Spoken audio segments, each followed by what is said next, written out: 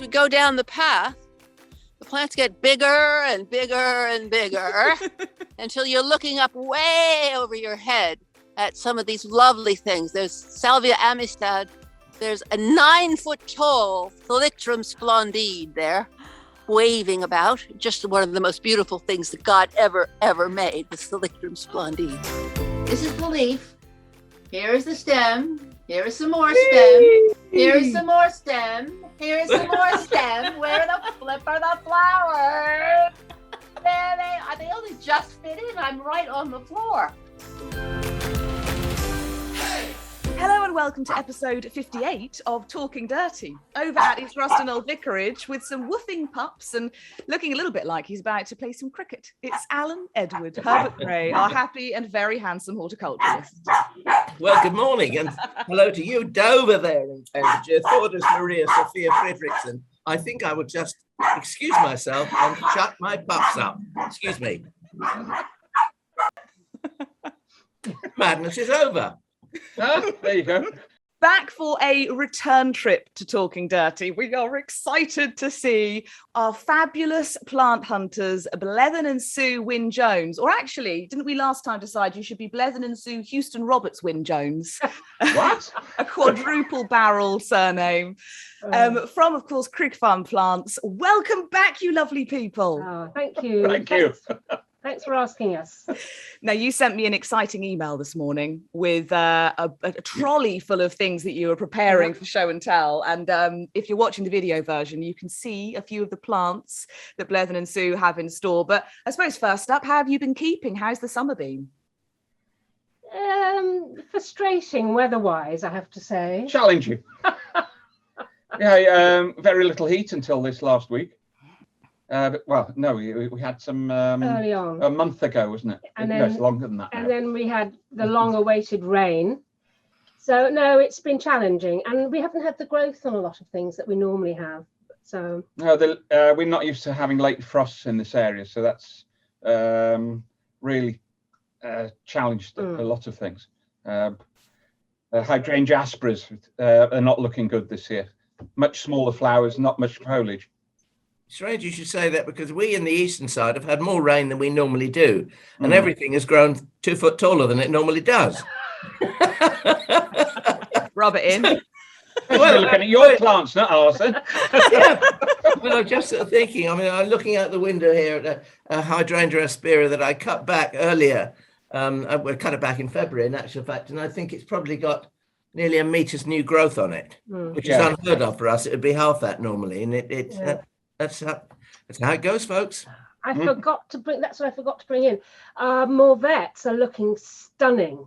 Are they? They're really beautiful. I forgot to bring the pot in. Never mind. We've got some other bits and pieces. You certainly have. Secretaries, you can nip out and get ahead. It has been known over the course of a podcast for people to run off, and I think it happened during our Rose special that at the very beginning. It did. Michael Marriott suddenly ran off with some secateurs to get a couple of roses. But you have got plenty to talk about. Has it been difficult picking what to talk about, or has the kind of strange season selected for you? No, we just picked what was looking reasonable. It was very wet in the bays though because of the automatic watering and the dew. But apart from that, no, I think we've done quite well. I have to say a huge thank you because the tree dahlia that I bought from you probably 3 years ago now is everywhere I plant it in the garden, it reappears. I don't mulch it, do anything. I just leave the tubers in, it reappears. And it started flowering first on the front of the house where we've got a south-facing wall. But I mean, it's 10 feet tall and it's flowering. I'm so thrilled. And elsewhere in the garden, not quite as tall, but flowering. So thank you for that. Yeah, that's excelsa then. Excelsa, yeah. Yes. Well, we've supplied 2 show gardens this year with dahlias, so we're looking forward to seeing those in the gardens at Chelsea. Dare I ask which varieties? Well, one's the excelsa. Yeah. And the other one is the... there's an imperialis gone. Yeah, and then there's the white... oh, God, I can't remember its name. It begins with a P. Pteropoda, if it's correctly named. This is the trouble with wild plants. They're not labelled. Can you do something about that, please? A lot of homework. Yeah, we can start with the gingers, as long as you can untwine it from the Passiflora. I think that might be a line that sums up a podcast like this. I can show you the gingers if I can untwine it from the Passiflora. Oh, well, it's just a Cautleya, one of our collections. One of the early ones, Creed Canary. For us, they're really hardy. We grow them out in the open fields. As long as people remember that these have evolved as epiphytes, they realise that they need good drainage. So definitely not for clay. So it's me. Really good. And then you might have to add a bit of humus. The fruit is lovely too. The fruit is blue. Blue? Yeah, dark blue. Oh. The seed. The seed, yeah. So yeah, you got the contrast of the yellow there with the red on Cautleya spicata. This particular clone is Creed Canary. We have another one called Arun Flame, and there's quite a bit of red on the underside of the leaf. That's another really good one. The best-selling one is Blethyn's Beacon. We don't go on about that much. I wonder why. I think you've just given a lot of people serious FLOMO over that. Whew. Oh, now then. Just put this in a vase, and if I tilt it over, get the angle, it's going to pour the water out. There you go. Yeah. I don't know if you can see this head. I'm going to get knocked out by this. It's highly scented. This is a species I found in Vietnam called tengchongense, and it's one of the hardest hedychiums that we've ever grown. No problem. -15 was no problem for it in an open field. Fabulous. Yeah, clumps up well. It normally flowers earlier than this. Because of the season, it's a bit late. So normally starts flowering in July. But that's a whopping great flower head. That's fabulous. Yeah. I've actually got a similar one in the, but we can't find a name for it yet. In yellow, and not only does it flower like this, very similar, but it has a succession of flowers, so it flowers for months. And it's even stronger scent on it if you can, if that's possible. They're good as cut flowers too. They last a long time in vases. Don't rush us, dear. Oh, sorry. I mean, that is the most ostentatious cut flower you could possibly go for. I know. We were at a dinner at Mount Stewart years ago, and they had hedychiums, and they must have been about 4 foot in height. No, they were 6 foot. 6 foot. As a table centerpiece. Incredible the way they held them in a vase. Well, is it in their hall? Where it's huge hall, very wide bowl. Can I have this one, please? Which one? That's it, the Roscoea.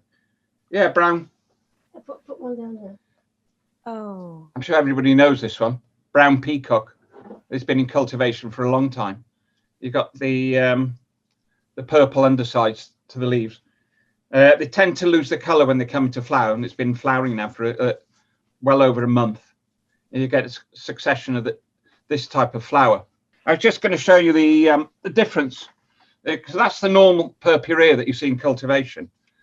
And then these are the ones that we found in Nepal. Oh. Can't really see the colour on them. Much larger flowers. And these are just emerging now. So it's a later flowering one. So these will go on into October. We've even had them in flower in November. So whereabouts in Nepal did you happen upon that? These were eastern Nepal. So they're much paler in that part of the world.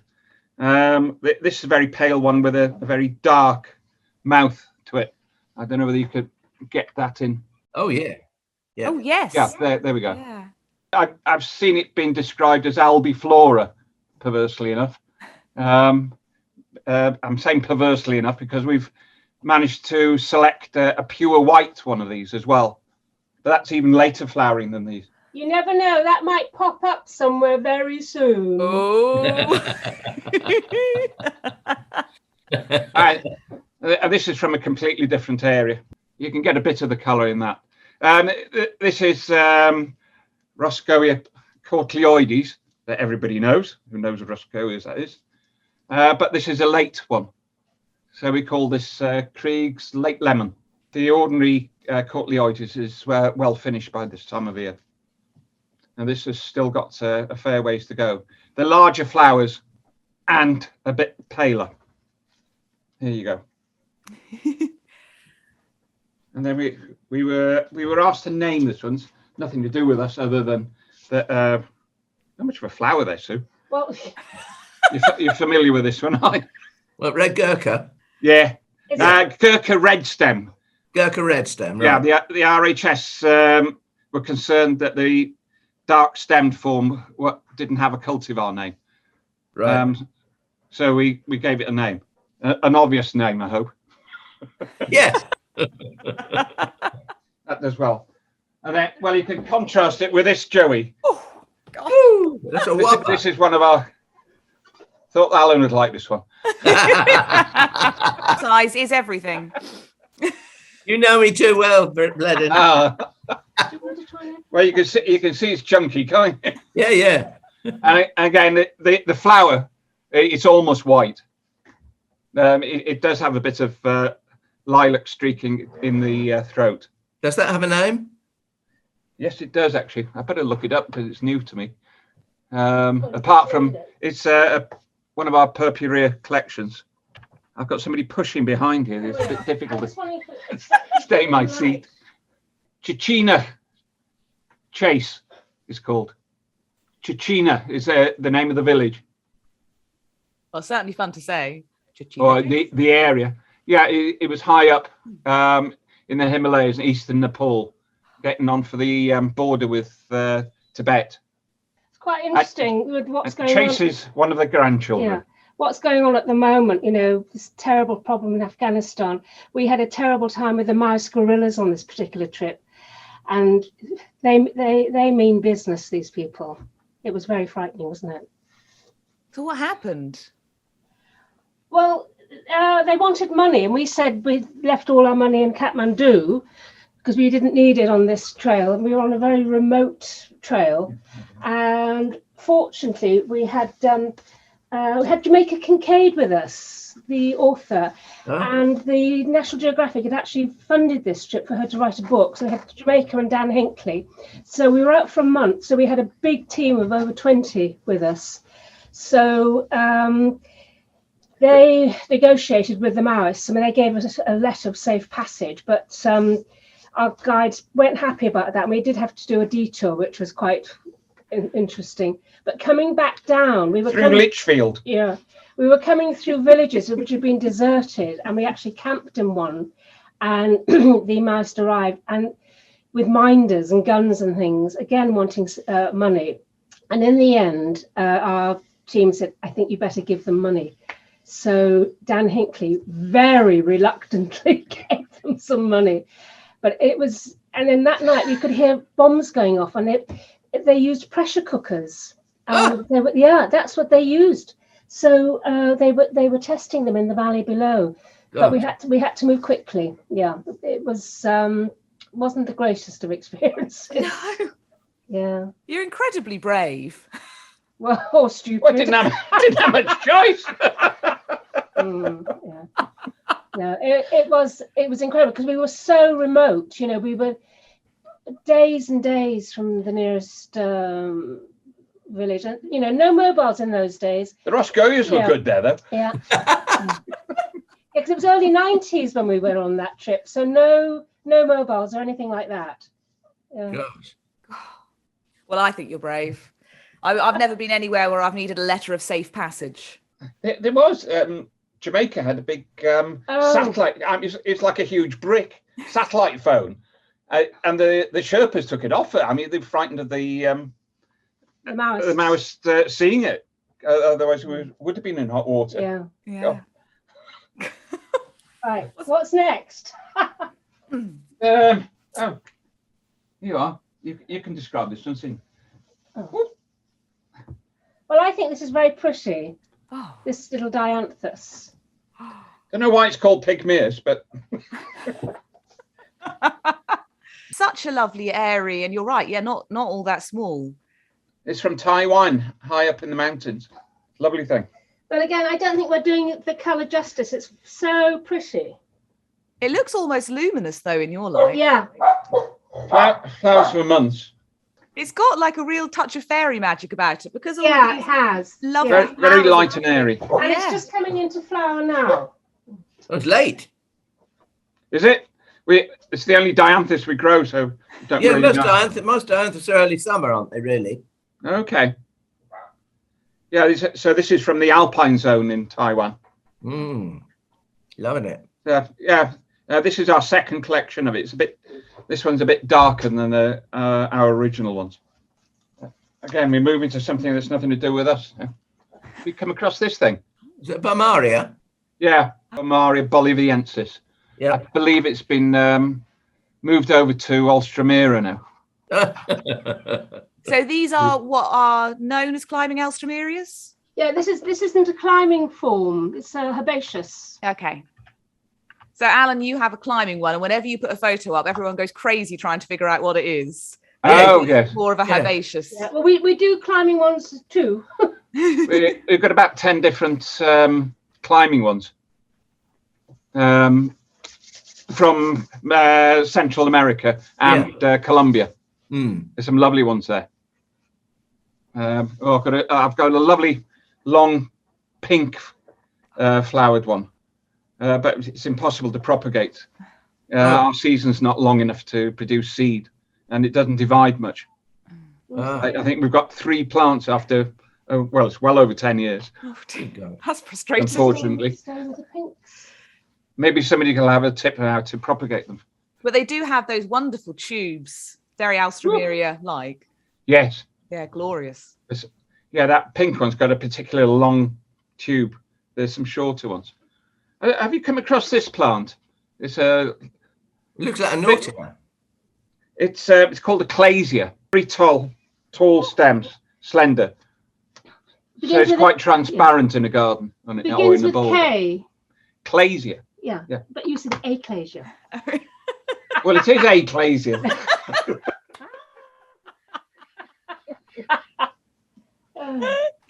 Oh dear.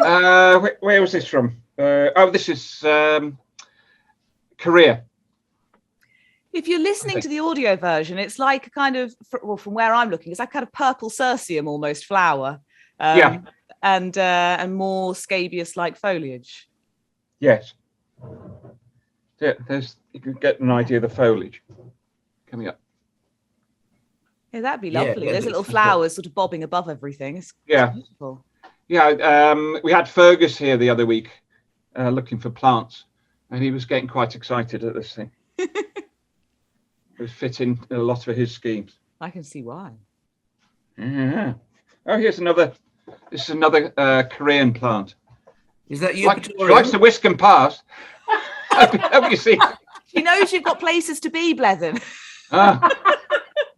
Look, Blethen, she's getting a move on because the terrorists. All right. I take the hint. Eupatorium. I can't say I'm particularly big on eupatoriums, but I couldn't resist the foliage on this one. Can you see it? Yeah, I can. Tinted purple. Yeah. So vibrant. Yeah, gorgeous thing. And again, it's about 1 meter tall.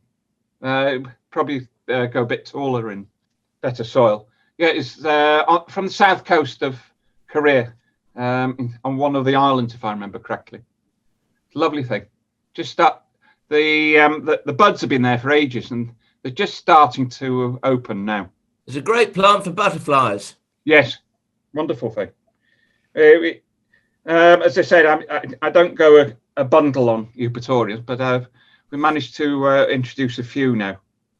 I've got some Taiwanese ones, but I'm sure this is the best one that we found. Yeah, it's lovely. And what's that one? I want that one. Eupatorium lindleyanum, isn't it? I'll just check the name. It's lindleyanum, and I won't try and pronounce the variety. God almighty.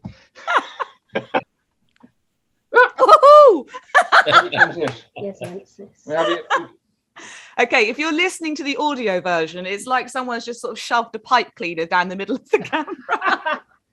Yeah, Very through one nice. ear and out the other, this one. That's a pipe cleaner on steroids. It is. Very large pipe cleaner. Oh, that is just so much fun. Aren't they lovely? Oh, And Actaeas at this time of year are just superb. You introduce that while I look it up for them. It's yesoensis, this one. I kind of want to cuddle it. Yeah, but again, as I was saying, they should be starting to flower now, but they haven't. The matsumurae as well are very statuesque and very scented too. That's a fantastic plant. Yeah. Oh, I can imagine that at East Ruston. So the yesoensis is the earliest one. It flowers earlier than simplex. Yeah. So we've got yesoensis, and some of these can be really tall as well. Not forgetting matsumurae, which is the rarest of the threesome. Yeah. In that group, that won't start flowering till October. Mm. Yeah, but how lovely to have something flowering. I know. And it's got a really good scent as well. Yeah. Then normally matsumurae is normally much shorter, but we have found a reasonably tall form of it now, and we've given that a cultivar name. High rise, we call that one. The matsumurae, not this one. Right. I love all of these successional ideas you're giving us. Plants that just give and give and give. Yeah. Well, you can have an Actaea going from of this group from July on through October, even into November. This is why Chelsea is going to be very interesting in September as opposed to May, isn't it? Yeah, it is. We use them a lot in woodland planting, so they do take a lot of shade. We're running out of plants yet. No, plenty more. How about a bit of passion? Oh, we're all about the passion. Blankish greens. Red passion. Oh, I say. You can put that Oh, on the table. hello. Woo. Yeah, this is one that Hang came on. out of the woodwork in a place called. Oh, Oh, God. there we go. That makes life easier, doesn't it? Flower just kamikazed off the plant. Oh. No, it proves that if you play with it too much, it drops off.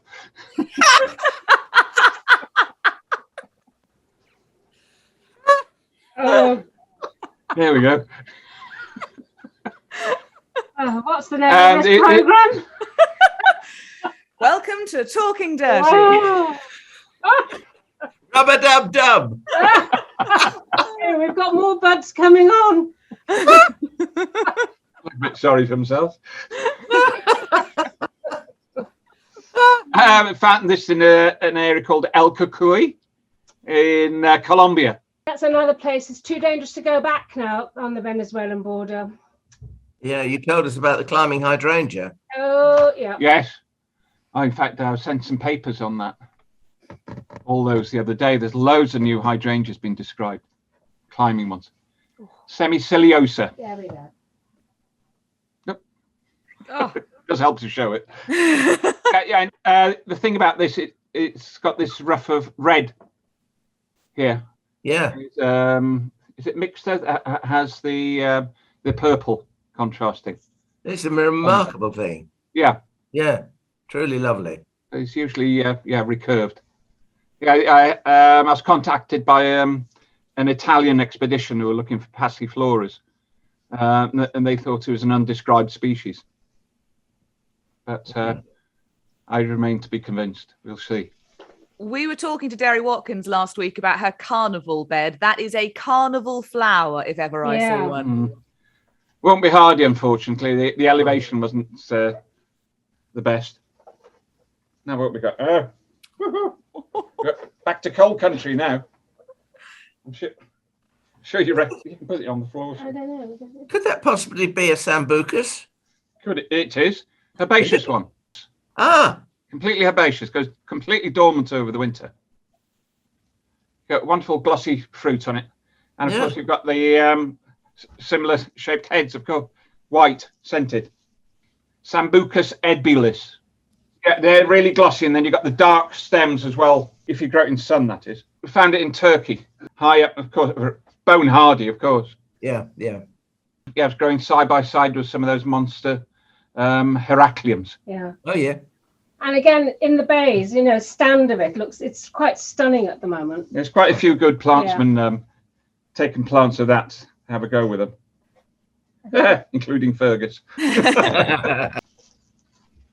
Naringium. Eryngium.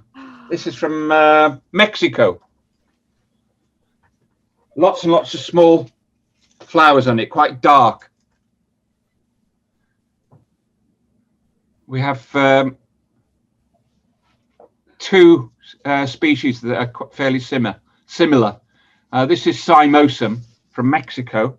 As I said, lots of small flowers on it. Whereas Guatemaliensis is very similar, but far fewer flowers. There'd be only sort of 4 flowers in the upper whorl there. But they're black with a silver backing to it. Right. You're short of seed of that, otherwise I'd have cut you a flower off to show you. Because that's flowering at the moment in the field. Stunning though. But this has been in our field since early 2000, so over 15 years. Yeah. And taken at least minus 15. Crikey. And it's self-seeding around there. Oh, brilliant. The other thing I wanted to show you was the foliage. You get Oh, that's really exotic. yeah, it's a silver stripe. Yeah. Even in this one, and the Guatemaliensis is even more pronounced, but they are spiny. Yeah. And be careful which way you stroke these things. But the Yeah, serration, I mean, depending on where you planted it, that serration looks fantastic. Yeah, Yeah. it is. Yeah, you've got 4 rows of spines on each side. Right, not on each side, on each leaf. Lovely thing. Would you recognise those? No, I don't. These are young seedlings, germinated earlier this year. It's a pokeweed, a Phytolacca. Oh, right. It's a trailing one. Unfortunately, I haven't got a mature one here to show you. But they get up to this height and then they just start trailing. So they make wide patches, less than 30 centimetres tall. Is it invasive? No, it's tender. Ah, It's Colombian. right. And it bears the name of the capital, Bogotensis. Ah, If you get a mild winter, they will survive. yeah. They've got no chance of ever being invasive. All right. Yeah. Unless our climate changes dramatically. That looks like a plant that's worth growing just for the summer anyway, because Yes, it it's is. got such a vivid colour. Yeah. Oh, wait and see the next one. Hey, Now, there's a pokeweed. it is. It continuously throws up new flowering stems. So it flowers all summer. And then the fruit. Yes. Yeah. Brilliant. Fantastic fruit. And if you want to go to the trouble of deadheading, I'm sure you'll get even more. You'll get inflorescences coming out of each leaf axil. Yeah. It's a wonderful thing. We found it in Sumatra, right on the equator. And is that tender too then? What do you think? Yes. Yes. Yes. What's that one from Sumatra called? We call it purpurea. Right. But I think the plant finder will put another name in front of purpurea. I think it's Icosandra they call it. Icosandra purpurea. Purpurescence, sorry. We've had this survive through the mildest of winters. Yeah. Not normally over a winter. It's obviously a prolific seed bearer, so once you've got it, you just save your seed. Yes. As Yeah. long as you remember to collect the seed, you're Yeah. fine. Yeah. Yeah, lovely thing. And the stems are really dark. And the undersides of the leaves. Yeah. Great blotch So of much colour. colour. Yeah, what am I supposed to say about that? I'll no, let you talk about that one. Well, then. no, I just wanted to bring in an aconitum because they are flowering very well at the moment, and the climbing ones are great, but they're too difficult to bring in. So lots of different leaf varieties and things, but this is Formosana, yeah. But some lovely aconitums at the moment. Again, great for late flowering. Yeah. Yeah, it's from high altitude, that one. So it's perfectly hardy. Yeah. You know it's from Taiwan. I think we showed that one last time too. I'm not sure whether we showed this last time or not. Oh. Brasseopsis. Brasseopsis, I think I've seen it before. Yeah. Yeah. That lovely. Yeah. Yes. There's the juvenile foliage. Wonderful. Down to one vein. It's a wonderful thing. This is our first crop of seedlings now that we've got. So we're able to offer it at a more reasonable price than the mature plants. I just love those leaves. Oh, I've got this one now, have I? Well, you don't want that one. No, it's all right. This doesn't look like much. It's a member of the walnut family. Really? Wonderful trees. I can send you a photograph. The little story behind this is the same expedition Sue was talking about. We found it with Dan Hinckley, 2002. It was. We had a new propagator start working here, and we found a pack of seed in the fridge. Well, a bag of seeds. It was just a brown paper bag. I said, "What shall I do with this?" Well, you might as well sow it. It'll give it a go, because it's Engelhartia is the name of the plant, spicata, and I'd not long read that it's never been in cultivation. We had germinated a few, but I mean they just sulked. It took them ages to germinate, and they just more or less sulked afterwards, and they weren't happy at all. Where she sowed this, I think it was in the spring, early spring, and as soon as it warmed up, they came up like mustard and cress. Unbelievable. And here they are. They're forming really healthy young trees. So hopefully we can get loads of this into cultivation. But that seed had been in the fridge for 18 years. That's the secret behind germinating it. Yeah. It's a wonderful thing. It's one of the wing seeds, the very long pendant spikes. Yeah. It looks like a waterfall in the wild. Wonderful thing. I can get you a photograph of it. If I ever get my hands free, that is. Oh, Not sure whether I showed you this one last time as well. But I think it's some better. It's the That's a begonia. Yeah. One that should be hardy.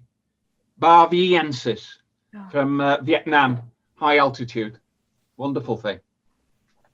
just if you're listening rather than watching, just the most vivid kind of rhubarb red stems.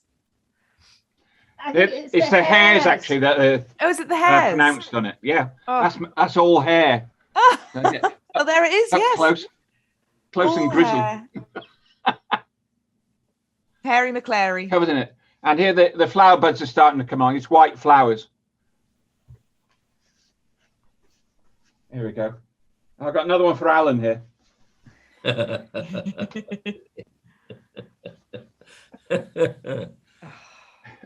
This is Begonia grandis sinensis. Red undies. I thought you'd like that one. Well, it is talking dirty. Yes, it is. Yeah, I found this one in China in 2000. Comes and goes here. Sometimes we have plenty of it. Depends how many. It comes from bulbils. Yeah. Like all grandis do. Yeah. It's really easy woodland species to grow. The underside of those leaves is just extraordinary. Yeah. And when you see them blown about by the wind, I mean, the effect is absolutely fantastic. Yeah. Just such pronounced veining. And the flowers, they're all in bud. They're pink flowers. Yeah. Typical grandis. But yeah, that's been going here over 20 years now, isn't it? There we go. Spectacular. Oh, watch it. Oh, that's good. Oh, little. What do you think of that for an inflorescence spike? See the length of it. My God. What is it? It's an Ophiopogon flower. Really? Yeah. Lots of these Vietnamese species. A good chunky foliage, and then these tall flower spikes. We can get them up to about a meter tall. Lovely things. And then you'll get blue fruit on it. Yeah, fabulous thing. Just saw one in the field when I was getting the Hedychiums. I thought you might like to see that. You were right. Now,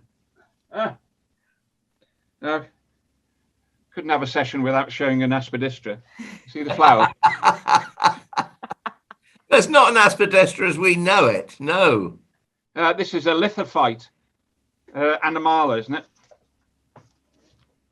Just double checking. Yes, I am right. Just grows on cliffs, absolutely no soil whatsoever. The rhizomes are all over the cliffs. And then these slender roots go into the cracks and fissures. And that's how it hangs on to the cliffs. It's a wonderful thing. It's a fantastic way of seeing how a plant evolves to the area in which it exists. I mean, yeah, amazing. Most the aspidistras I've seen love limestone. Yeah, and they hate wet, and they hate the sun. So dry shade. So if you got that, you could grow that in tufa. I'm sure you could. Yes. Tufa rock. Yeah. Yeah. And the scent is wonderful. It goes on for there's a fairly long succession of flowers on this particular species. Lord knows how long it's going to take us to bulk it up to be able to offer it. But yeah, wonderful. There's a couple of white ones like this. No, not a couple. There's several white flowering species like this, and they're all very strongly scented. Amazing. You can fill a room with the scent of that. Yeah. Here we go. Oh, I should mention this lily again, shouldn't I? Seeing we're on scent. Yes. And Vietnam. Nice segue. Well, it's closely related to Lilium nepalense. Yeah. It's Polylineae. This one. It's a pale yellow with a contrasting throat, and strongly scented at night. These lilies tend to attract moths, and the stems can be a good 2 meters tall on these. Oh, that is fabulous. And we do grow. We see them growing as lithophytes again, but much shorter in those conditions. Yeah. But the one that collected the seeds from this was well over 1 meter tall, and quite a cold area, so they're hardy enough to grow out of doors. Yeah. A sheltered, well-drained site. Yeah. I think it's too strong to have indoors. Really? Yeah. Oh, yeah. At night, yes. Very, very strong. Yeah, some people find it too strong. Yeah. It's sweet enough. Well, we had one in the house the other week, and it was just I couldn't cope with it. Well, nepalensis is the same. I think we've shown this one before. Did we show the Gunnera last time? No. Beg your pardon. This is Gunnera calipiana. Some people might have seen the mother plant in Chelsea, one of the gardens there. Andy Sturgeon's garden. Right. There's a fair bit of red. It's not that visible at the moment. But it doesn't look as if it has those spiny leaves that Gunnera manicata has. No, nowhere near as spiny. Yeah. And you get red venation throughout the leaf on the mature plants. Yeah. These are just young seedlings. It's not as large as manicatas. They're quite manageable, but they're not as hardy, or we don't find it as hardy. But this type of Gunnera grows a vertical trunk. Really? Rhizome. Oh. Yeah. So they're like tree ferns with a Gunnera stuck on top. And then they slowly bend over and they will root the tip themselves. So we just provide another pot and it produces another plant. All right. And then from the base, it will send out another plant. So that's how it multiplies itself. It goes along like a bit like a chain. Yes. Yeah. Yeah. So starting with one plant, we've now got 4 whacking great big ones by that process. Yeah. That's only for 20 years or something. But, they're large enough to flower now, so we're getting seed from them. Oh, and as long as we isolate them from all the other species, they'll produce pure plants. Yeah. I don't know whether you're aware that manicata and tinctoria are both hybrids. No, it wasn't. In cultivation. I suspect that the original plants were grown together in a glass house somewhere, and they cross-pollinated. So you've got two hybrid plants coming out of them, two different clones, two different types. And they've got the hybrid vigor, which is why they're so large compared to the true wild species. There we go. That's the end of today's lesson. Well, that's fascinating. I mean, you know, you never stop learning, do you? I mean, in our worlds of plants, it is quite fascinating. These lovely little gems that come out when they just suddenly appear when you're talking to like-minded people. I think it's lovely. Yeah. Well, it's the same with the rhododendron ponticum, gets the blame for everything. Yeah. You're supposed to call it super ponticum or something, aren't you know? They've discovered that is also a hybrid. And Really? and that's why it's so vigorous. Oh, I didn't know that. Yeah, it's got hybrid vigor. And the hardiness came not from ponticum, but from, I think it's macrophylla from North America. All right. So, yeah, they hybridized in the 1700s, and then they were planted out as game cover by the millions annually. So I'm not surprised we've got a problem with the blooming thing. But you should see our mountains in flower, though, around here. Oh, I bet. Are we coming? Yeah, we are. Yeah. I don't know whether you've seen a plant like this before. It's a herbaceous plant, forest plant. Must have shade. Won't tolerate strong sun at all. This is a white form of it. It's normally pink. There's something hydrangea-like about those flowers. I'm glad you said that. although most of hydrangeas have opposite leaves. This one has alternate leaves. It is a hydrangea. It's in the hydrangea family. Right. Closely related to hydrangea. It's a cardiandra. Oh. So it's a completely herbaceous plant. This is the Japanese species, and they call it alternifolia. And as I said, there's some lovely pink forms of it, but the pink one is finished now. Although I do have enough flower. Another species of cardiandra. This is also Japanese, but this comes from the Roscoea Islands. I'm not sure if this is the hybrid or Amimochimensis, if you want to try and pronounce it. Where are we? Oh, yes, there we go. Oh. Amimochimensis.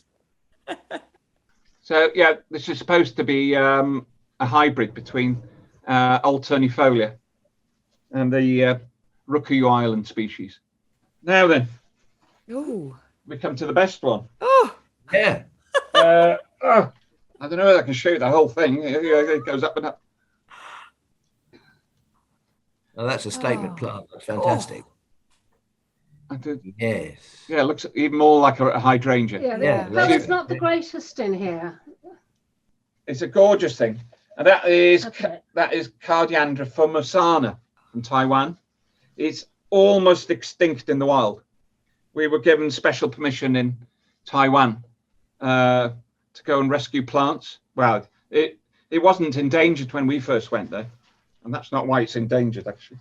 But it grows in an experimental forest there belonging to the University of Taiwan. It's right on the Tropic of Cancer, isn't it? What you can't see is the sort of violety hue here. We're getting flashes of that. Ah, right. Yeah. It's a gorgeous thing. Now, for us, it flowers till Christmas. Ah, fantastic. As long as it doesn't get hammered by frost, it's fine. Yeah. But it's, as I said, it's a woodland plant. I'm here to ask the stupid questions. So obviously hydrangeas end up being affected by different soil types. Are these similar enough to also be affected, or are they're just the colour they are regardless of the soil you put it in? They're the colour that they are regardless. Oh, good. As far as we know, we haven't tried them in a limey soil. But the compost would have shown it by now if it was going to be anything different. Yeah. They go, yes, as I said, they keep on going till Christmas for us. Wonderful. These sterile florets will stay for ages. But I mean, the fertile flowers, which produce seed, of course, they finish fairly soon. So you might see some of these somewhere else as well. I do hope so.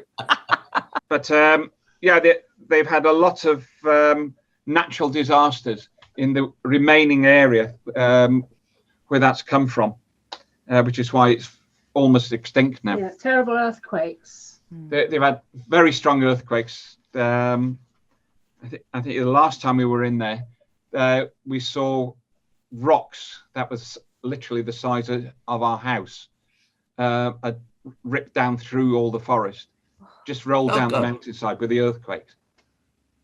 And on top of that, and another time, they had a meter of rain overnight. And that created huge mudslides. Doesn't give much chance, does it? No. Devastation. They had a collection of bamboos there. I mean, you know, these huge things. Yeah. And they sort of twine into each other, the side branches. So you literally need dynamite to move them. Yeah. But that incident wiped the collection out. Oh, God. You know, what chance are these poor little things, delicate things have? None at all. Conditions like that. So yeah, we've offered to take plants back to them, and they said no, it's safer with you. Yeah. Yeah, but more people need to grow them. They're glorious, gorgeous things. Yeah, they weren't particularly happy with those cold winters we had around 2010, 11. I think we had 3 very cold ones in a row. And that slowed them down, and it's taken us ages to build them back up to enough numbers to be able to offer them again. Yeah, make nice cut flowers too. They last a long time. Yeah, you know, they fade nicely, just like hydrangeas. So yeah. I'm just thinking of Christmas time. You know. Yeah, lovely. Yeah. Yeah. Exactly. Yeah, they get Guatemalans use Oreopanax, don't they? Yeah. Roscoea as well is good. Sprayed silver. Yeah. Yeah. Not gold, darling. That's far too tragic. Oh, dear. Yeah, not my bag. Have we shown everything now? The gladiolas. Shall I go and get one? Yes. I love gladiolas. Yes. Now, I'll go and cut one. Have you got your? It's just papilio. But I love it. Oh. But papilio varies in colour, doesn't it? Yes, it's a fairly pale one that we've got here. Right. In fact, we had an order for virtually everything that we had in the field earlier on in the year. We containerized them all. I can't remember how many pots. Something like we've got about 50 pots. Yeah. Out of it, and there's more come up in the field than we've ever seen before. It must have come from tiny bulbs or bulbils. There would have been. Yeah, bulbils, because gladiolas naturally produce bulbils or cormlets. Call them what you will, because some people call them bulbs, some people call them corms. I don't know who's right and who's wrong, but I mean, yes, they're probably corms that I'm thinking it's about. An underground organ, shall we say? Yes. But we fiberglassed it. How many are still there? Yeah. Okay, it must have been tiny, because the lad who lifted them all up thought he'd got everything, and we'd never see him again. Oh wow, that's a good thing though, isn't it? Because you know the plant's a stayer. Yes. Oh yeah. And it's in a good spot. It's really well drained. Yeah. The edge of our field, got lots of tree roots going in underneath them. Yeah. So sucking any excess moisture away. Yeah. Yeah. So we've put more cut flowers in. Who's first? We like your style, Sue. Oh. Look at that. Oh, it's just beautiful. Isn't that pretty? That looks like a demure little thing, doesn't it? Yeah. Absolutely stunning. They're quite transparent. It's so classy. I mean, that is a classy gladiolus. It is, isn't it? I know. It's like when people come here and I say gladiolus or dahlias, and they say, "Oh, don't do dahlias or gladiolus." I say, "Come and look at mine." I'm not bashful, she says. Now, what do we call this one? Is this a Dahlia? It is a Dahlia. Very, very scented. We've just given it a name now. Sikkim snow, isn't it? Right. If you say so. It's a very elegant sort of pendulous. Yeah, and the plant outside is enormous with all these flowers hanging down, and the scent, very honey scented. We're not sure what the species is, if the species has even been named. We found it in Sikkim, high up in the mountains. This got a wonderful scent. Yeah. It's attracting butterflies like nobody's business at the moment. And bees. Yeah, wonderful thing. Really pleased with it. And it's very popular. We've been selling it for quite a while. Yeah. We sold it as paniculata for quite a while. And then I found paniculata in Vietnam. I discovered that paniculata is winter flowering. Oh. Yeah, so hopefully I can flash a bit of that in front of you one of these days. Oh, that'd be nice. Yeah, cheer the winter days out. Yeah. Thank you, Sue. That was a foray with the secateurs that was well worthwhile. Another one. I got two. I thought, the inflorescence on this one was not. Yeah. Oh, well, I think you might have outdone yourself after last time, and we were blown away last time, but this is wow. Well, love to do it again sometime. Different season. Well, I think you're going to have to, because we need to see the winter flowering Dahlia. Well, I think the plants that come from Crug are always out there, shall we say, and they're the plants that people have not seen before. And I think it's really, really nice that you filled us today with a trolley full of plants that probably are going to be want to be in everybody's garden, because at this time of the year, everybody thinks there's nothing left. Just look, you've got a whiff. It is. It's strong. Very strong. Don't get knocked out before we finish the podcast. What's that? Which one is that? Is that the one we saw earlier? Yes, it is. Yeah, you should nickname it Whiffy Griffy. Thank you. All right, that might stick. It's incredible how a name sells a plant, though. Because the Cautleya Blethyn's Beacon. God, I can't keep up with it. Interesting, isn't it, that Blethyn's Beacon goes before him in fame? Yes. That's good to me. Yeah. And just for anyone who doesn't know, I'm sure you know by now, but we put full plant lists on our Twitter and Instagram and in the listening notes for these podcasts. So if you don't catch the name of a plant, particularly if you're listening to the audio version, just look in the notes, the podcast notes, and there will be a full list of all the plants we're talking about, because everyone's going to want to just copy that list into their wish list book. This flower looks very much like a cultivar that we've got called Trum Trom. That's the name of the pass. It's a high pass. Yeah. But Trum Trom has very dark stems. With this one's green. Whiffy Griffy, did you call it? Yeah. Whiffy Griffy. I have to say, though, I think we've mentioned it last time. We're concentrating on the mail order, and we're not reopening our sales area, but we are opening by appointment, which is working really well because people get Blethyn's undivided attention. And well, mainly you. I'm busy with mail order, but they go through the bays and everything. So it's really nice for the customers to have that experience. Yeah. Yes. Well, it's for those that can't get to you. Yeah. This is an ideal way of seeing some of the plants. Absolutely, yes. We're so grateful to you. Yes. Yeah, but no, please do. No, we're grateful to you. Yeah. The feeling is so much more mutual on my side. I'm just loving it. Oh God, it'd be really nice to do spring woodland with you next. Oh, we'd love that. That would be lovely, wouldn't it? All the polygonatums, myanthemums, disporums, disporopsis. We'll see what happens in the winter. Oh yeah. Wait a minute. What about a winter wonderland? Yeah. Oh yeah. We'll have to have a scratch around and see what we've got. Yeah, we're not going anywhere. No place to travel.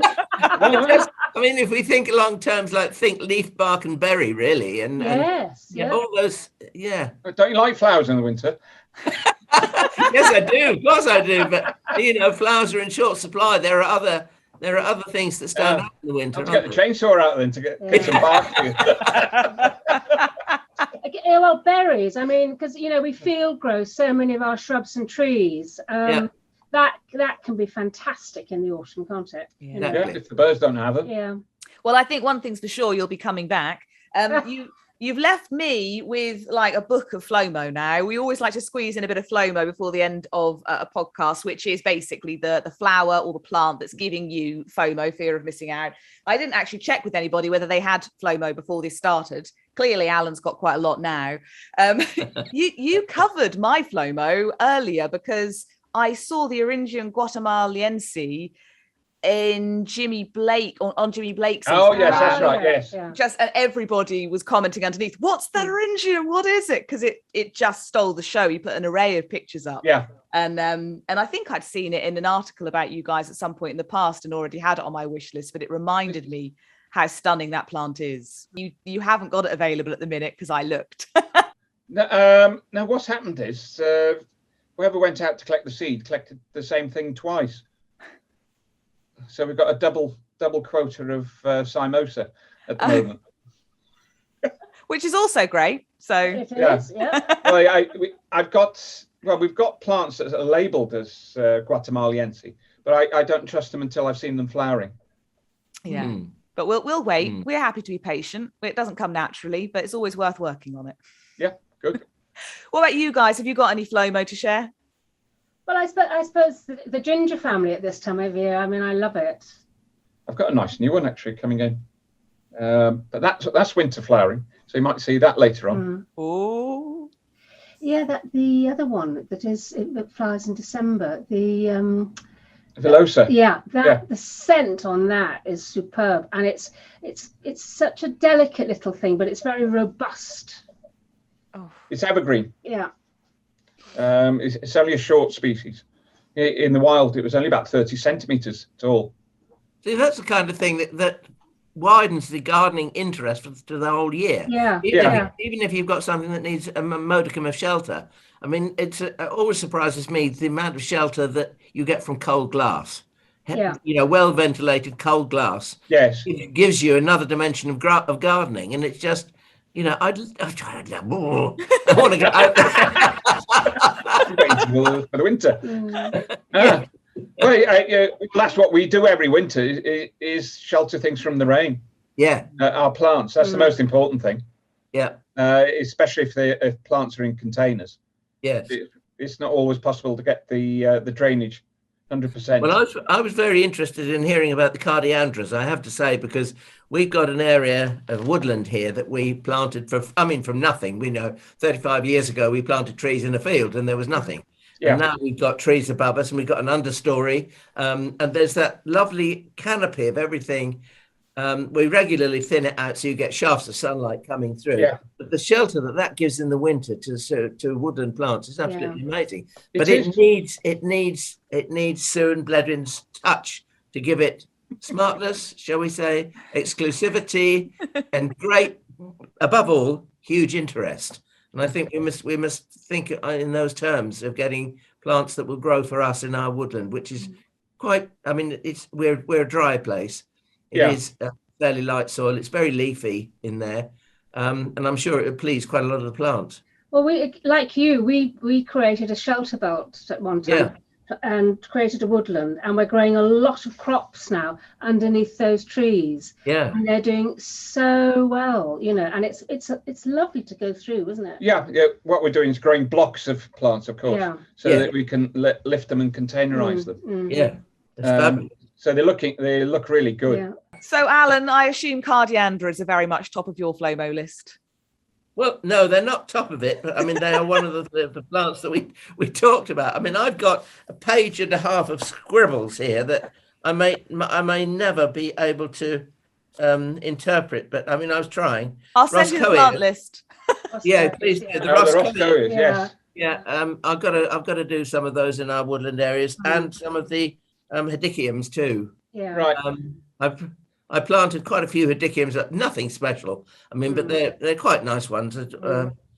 For us here, Roscoeas need a lot more light.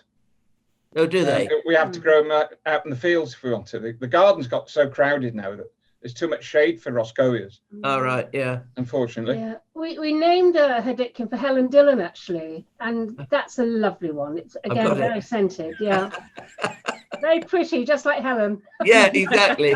Exactly. That was at the RHS request actually. Oh, was it? Yeah, because there was a plant, Hedychium forestii, hort. Yep. It'd been under that name incorrectly for years. So they asked us to give a cultivar name. And Helen had given us the plant, so I called it after Helen. Oh, how nice. Or Helen, I'm supposed to say, not after. Yeah. She's still with us. Is she still with us? Yeah. She is, yeah. You're watching this podcast, she will. She's keen. Hi, Helen. Yeah, we send our love, Helen. This has been a huge treat, as we expected. We've been very excited about it, and I'm delighted to hear that we'll hopefully get a winter version and a spring version, a spring woodland version. So much to look forward to. You never know. And hopefully bump into you at Chelsea.